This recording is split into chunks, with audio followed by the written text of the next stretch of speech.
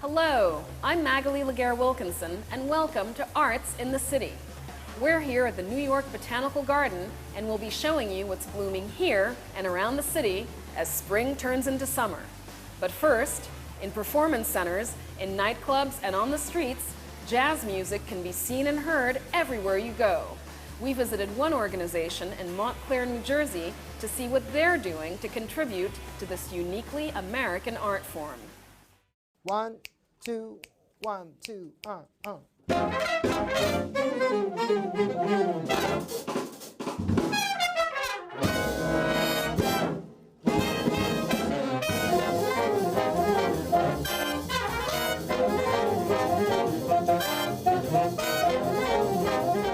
What you're listening to is Dizzy Gillespie's Things to Come, one of the more technically difficult and fast-paced songs of the big band jazz era. This rendition isn't performed by a professional big band, but by a group of high school students. This collection of extraordinarily talented young musicians makes up the Jazz House Kids Big Band. I think the pillars of Jazz House Kids are music, mentoring, education, and apprenticeship. Melissa Walker is the president and founder of Jazz House Kids, a community-oriented music center based in Montclair, New Jersey, that provides jazz education and instruction to students in grades K through 12. A successful jazz singer herself, Melissa works closely with her husband, Christian McBride, artistic chair of the Jazz House and fellow jazz musician. I think at the Jazz House we call it that we are making community leaders and global citizens, and I take it really seriously because there are kids, there are families, there's communities really counting on Jazz House to perform because we're really filling a unique niche that all kids should have access to. Great arts, a really rich experience, a rich community brought together in so many ways, and that's not happening today. When you find young people who want to do things with their life, it seems to me that it's harder to find outlets to address those things. So an organization like Jazz House Kids is needed more now than ever before.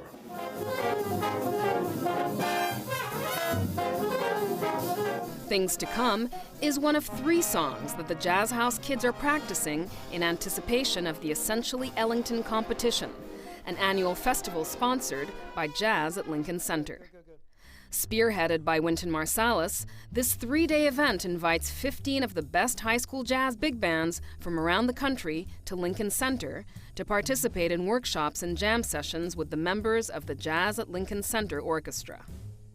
Each of the 15 bands performs the songs they have been working tirelessly on in front of a panel of judges that then narrow it down to 3 finalists. Those 3 bands then get to perform on stage at Lincoln Center in front of a live audience to decide who will be chosen as the best high school jazz big band in the country. The man leading the charge at Jazz House Kids is Julius Tolentino, a saxophonist who trained under jazz legend Jackie McLean. The competition aspect, I really try to downplay that as much as possible with the students. I mean, my goal for them is this process of trying to play your best on that stage under that kind of a pressure. To do that, you have to have every rehearsal be a success, and that means everybody's focused and engaged and really working at the task at hand and that rehearsal. And of course, you know, I tell them, you know, if we play our best, that's good enough for me. Just like last year, I couldn't be prouder than them. Now, from the state of New Jersey. Last year, Jazz House Kids entered their big band into the 19-year-old competition for the first time. They came in second. I have no doubt they're going to be in the finals. I have no doubt, even without hearing the other bands. I think this band is just too good to miss ending up in the finals, and I wouldn't be surprised if they win. But the section sounds really good together when you're playing together. You're following her nuances, which is really important. Leading up to the festival, Jazz at Lincoln Center sends out a member of their orchestra to a rehearsal of each of the 15 finalists to offer advice and tips on how to improve. Ted Nash was selected for the Jazz House Kids. I think the art form jazz is one of the most important art forms in the United States. It's our classical music, and it's important that we have these programs just to keep interest in jazz and keep musicians developing. What the Jazz House is doing is extraordinary. I can feel that. I can feel that the passion from the teachers, the institution, everybody involved here is growing too. And that's apparent. You see that in where the kids play. Well, you could just say the environment here is, commitment is sort of infectious. You're around all these other people your age that are committed, and it inspires you to be more committed, and then you in turn inspire others to be more committed. So it's a family here. I mean, I knew Coleman for 4 years. Know him for probably 4 years. Wow. We all know each other, so we tend to blend. Yeah. I think the hard part with big band is just like you have to have like really good awareness of everyone that you're playing with and everything that they're doing. I think for me it's more important that we go there and play to the best of our ability and that we know that we played our best. I particularly picked out the music that we have, envisioning, this day, and it is harder. I think that, if they pull it off, they will really, it's probably the best set that we could probably produce with this kind of a group. So it's exciting because it's I told them, forget about first, second, and third. Your goal is to shock the world. Every time you step to that stage, it's okay to be great, but you want to go up there and shock the world. So that's what they're going to do. They're going to shock. They're going to shock people. And to see this shock, tune in next month when we'll be with them during the entire Essentially Ellington Festival, which takes place from May 8th through May 10th.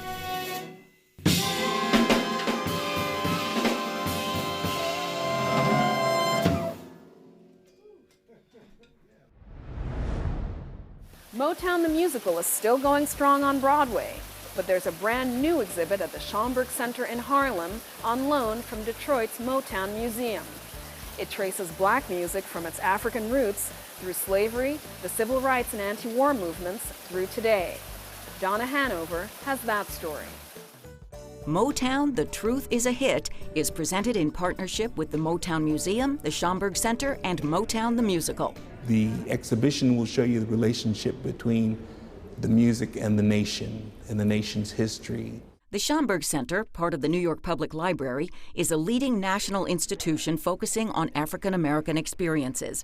Motown is of interest partly because it helped advance the cause of civil rights by recording and releasing the speeches of Dr. Martin Luther King. If you look through this exhibition, you see not only artists, young artists, but you'll also see civil rights leaders. The Schomburg Center has manuscripts, art, and artifacts that showcase history, like the Great Migration of more than 6 million blacks out of the southern states starting in the early 1900s. The parents of Motown founder Berry Gordy were in that group. They moved up from Georgia hoping for a better life, and the family became well known in Detroit's African American community. In 1949, this was a black magazine called Color, right?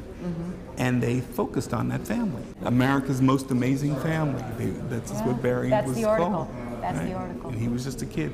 Gordy started out working in the auto factories. He also wanted to be a boxer like Joe Louis, but then decided to try songwriting and music producing. He soon met the lead singer of the Miracles, Smokey Robinson, who became his lifelong friend. Charles Brown plays Robinson in the musical. The Miracles were the first group on the label. They were the first $1 million selling song. What song was that? It was the first one that really hit. It was Shop Around. Smokey also wrote for all of the group, and actually he was the vice president of Motown Records as well. Motown started small, but grew into one of the biggest black-owned businesses in America as talented youngsters flocked to their studios known as Hitsville, USA. 16-year-old Diana Ross and 12-year-old Stevie Wonder came here. The exhibit at the Schomburg Center highlights some of the most popular Motown singers, like The Temptations, The Four Tops, The Jackson 5, Stevie Wonder, and Marvin Gaye, who in 1971 recorded an album in response to the Vietnam War. And that was an iconic album. Why? This was their effort to end the war because they wanted to change things.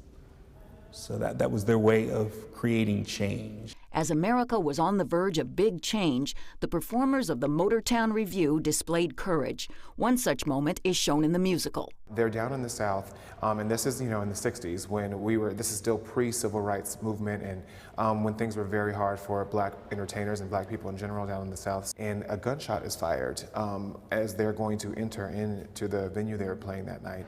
And everyone is scared, but Smokey makes the decision that they're going to stay, that the people down there, especially the black people and the white people, all need to hear this music. How did Berry Gordy make this happen on a national scale? How did Motown cross the divide to be embraced by people of all colors? You didn't see black people on TV. You might have seen Ella Fitzgerald. You might have seen some inroads were being made with Harry Belafonte, but groups, young people, no. He was helped by people like Ed Sullivan.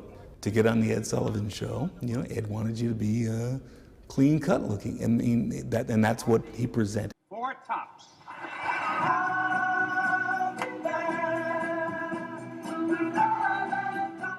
You think all of the Motown performers, Diana Ross, the Temptations, they were all... They look sharp. They look sharp.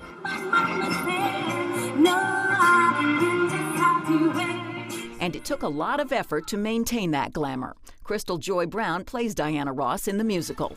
Kind of created a whole new outlook of what an African American could be, of the African American superstar, and then also kind of this transcendent music that wasn't, black soul music, it was just pop music, it was music for all people.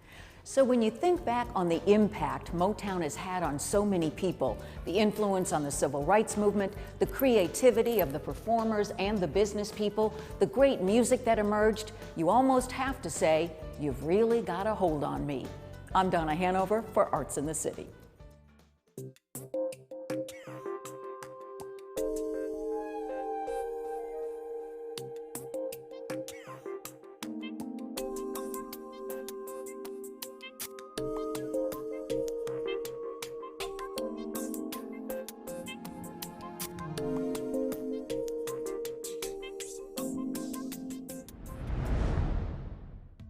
It's time to take advantage of all the things that the city has to offer up for the summer, and my Gilliam is here with a roundup.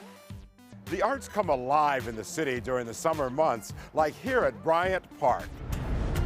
This park has a jam-packed summer schedule of music, dance, theater, book readings, and film, including the HBO Bryant Park Summer Film Festival on Monday evenings starting June 16th.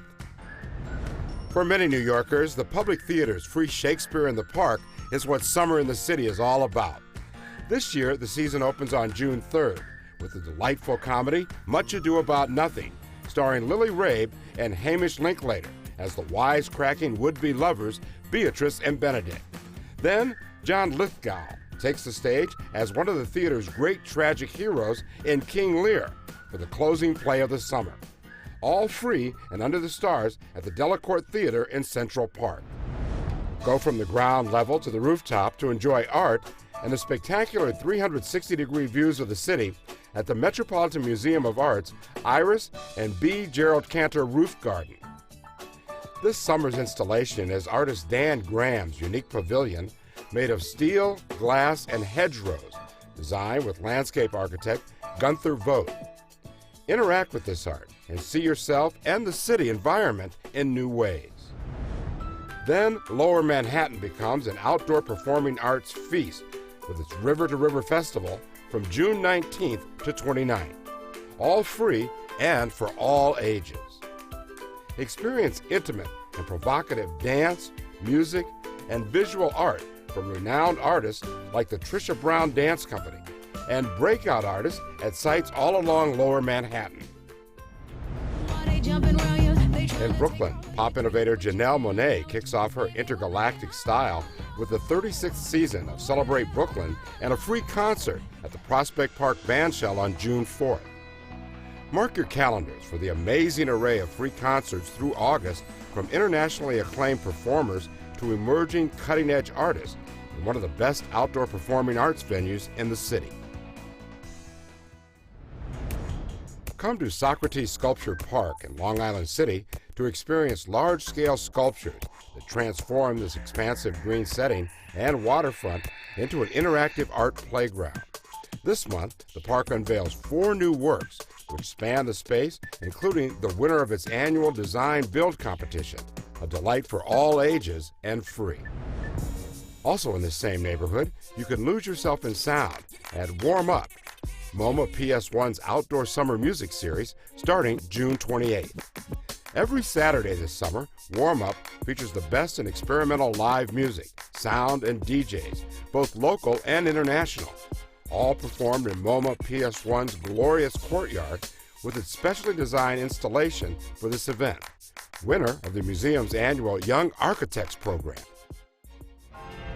Then, the New York Botanical Garden in the Bronx transports you to the Great American Gardens from the early 20th century in their summer exhibit, Groundbreakers, Great American Gardens and the Women Who Designed Them, opening on May 17th. Tour the exhibit's centerpiece, one of the era's landscape masterpieces evoked by Mrs. Rockefeller's iconic garden in Maine. Also learn about the gifted women who created and photographed this exquisite greenery, and enjoy the period-inspired poetry walks and jazz concerts. This outdoor paradise is easy to get to by subway or Metro North. Finally, on the summer solstice, Saturday, June 21st, live music takes over the entire city with Make Music New York. From the morning to the evening, discover the over 1,000 free outdoor concerts taking place throughout the 5 boroughs, from big spectacles to street corner concerts. Come together with friends and family to rejoice in the start of summer. I'm Mike Gilliam for Arts in the City. He's not a stranger to the stage, but this is his first Broadway lead and his first Tony nomination for Best Lead Actor in a Musical. I sat down with Andy Karl to talk about playing Rocky. It's my time to step up to the plate now, so I think it's great. I've had some success on Broadway, which, 5% of actors are looking for work all the time, and luckily I've been working, consistently.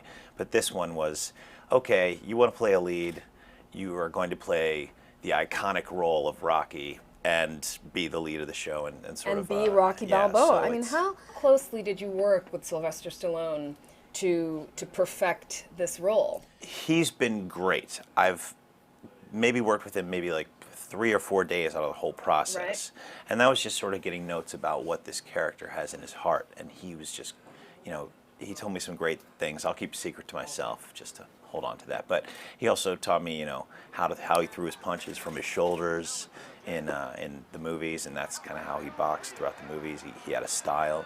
Rocky, the musical, is based on the Oscar-winning film of the same name. For those who may not already know the story, it's about Rocky Balboa, an amateur boxer who can't win a fight or a date with the introverted Adrian, the manager of a pet shop. But as luck would have it, things change for Rocky when he not only conquers Adrian's heart, but is offered a title fight against the heavyweight champion of the world, Apollo Creed. When you find out that you're going to get a chance to fight Apollo, walk us through that a little bit. I mean, personally, for me, it means a lot to me as well, because it's the time when Rocky is given the chance of a lifetime out of nowhere to fight the biggest heavyweight title, to take over the title and get in the ring with the most incredible boxer there is. And he has a moment where he self-judges and he's not so confident he knows he probably wouldn't be very good in the ring. He'd probably be knocked out in the first round.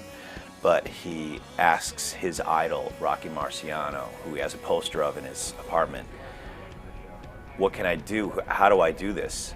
And discovering all that with, asking his idol and asking himself, he finds that he needs to fight from his heart. And that really is what, boxing and this love story is all about. It's coming from the dignity within. I hear you saying, tear it apart, fight without thinking. Much of the show is devoted to building up the anticipation for the final showdown between Rocky and Apollo. What emerges is some of the most exciting and adrenaline-inducing 20 minutes you'll ever see on Broadway. I mean, the whole thing has been choreographed to the point of we know where we're going, getting out of the way of card girls that are coming through in slow motion. We're taking punches. We know when blood has to... It's a multi-tiered thing that we have to know. So discovering the science of that has been interesting because I've never done anything like it before. So it is choreographed fight. This fight feels absolutely real to people, and you can tell from the audience out of their seats every night. Just oh, sure. Rooting for, you know, Rocky. If you were the audience, if you were watching you, what do you want to take away from this show? I think what's so great about this story is that there's such dignity from someone who goes from nothing to be given everything, and how they're going to handle that. And something about Rocky that he won't sit back down. He'll take the punch and he'll keep getting up. It speaks volumes to the human spirit, and he won't back down from trying to find love, even though, you know, Adrian is this, you know, sheepish little girl who won't, you know, come out of her shell.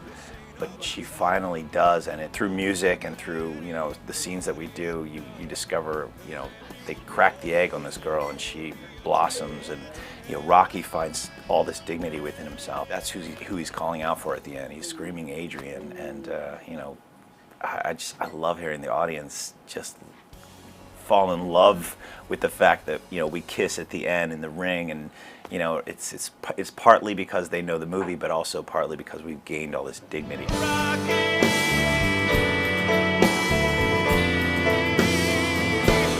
Fight from the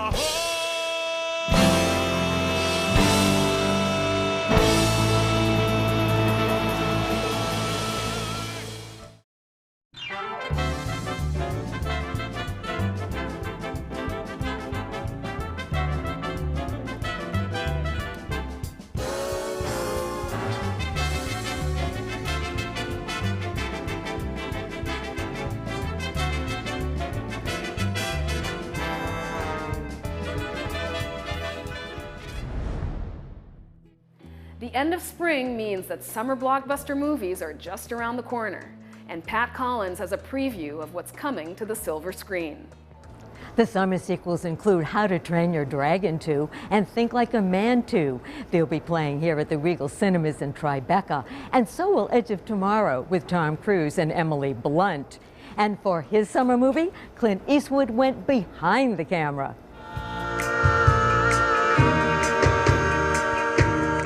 Clint Eastwood directed the film version of the Tony-winning Jersey Boys. John Lloyd Young, who played Frankie Valli in the original Broadway production, leads the Four Seasons to fame on the big screen June 20th. 1, 2, 3, 4. 1, 2, 3, 4. 1, 2, 3, 4. From the director of The Help comes the James Brown biopic, Get On Up. Chadwick Boseman, playing the late godfather of soul, received stellar support from Octavia Spencer and Viola Davis. I don't think it's a truck at all. I think we just found a transformer. Mark Wahlberg replaces Shia LaBeouf as the human star of the fourth Transformers movie, Age of Extinction. He and the heavy metal stars, Optimus Prime, Bumblebee, and Ratchet, descend June 27. You'll need to go into the past to end this war before it ever begins. X-Men: Days of Future Past is shaping up to be the ultimate fan experience. The cast of the original X-Men trilogy joins forces with their younger selves, seen in X-Men First Class, to fight for the mutants' very survival. What's up, dog? We're back. Without even taking the SATs, Channing Tatum and Jonah Hill as undercover cops Schmidt and Jenko are off to college to bust a campus drug ring in the sequel, 22 Jump Street. Those irrepressible adolescent heroes in a half-shell are back in action to save the Big Apple from Shredder and his evil Foot Clan. Teenage Mutant Ninja Turtles with intrepid reporter Megan Fox arrives August 8th.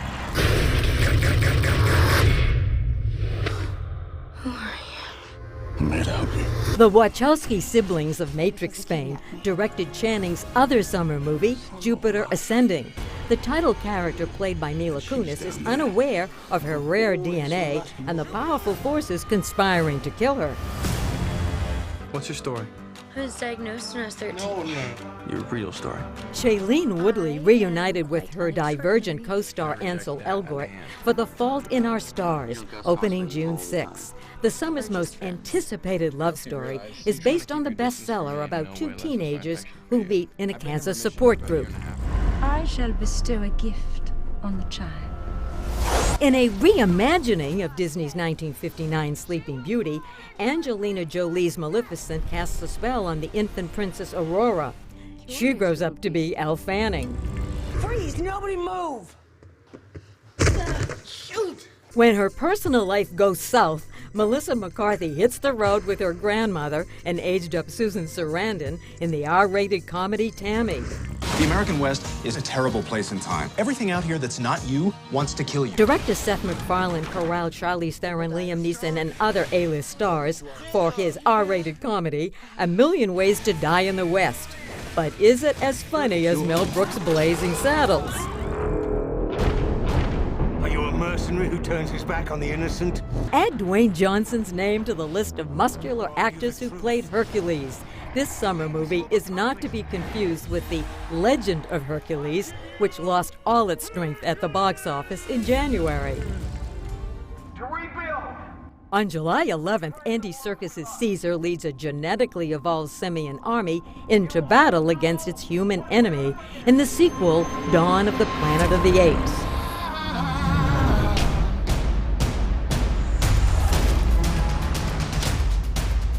Guardians of the Galaxy arrives in August. Rob Reiner directs Diane Keaton and Michael Douglas in And So It Goes, and Woody Allen's Magic in the Moonlight with Colin Firth and Emma Stone arrives in July.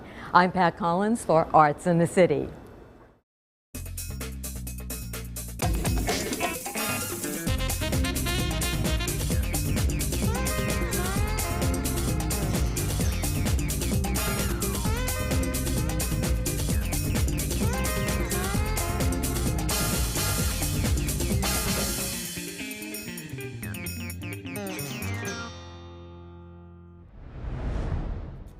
That's our show for today.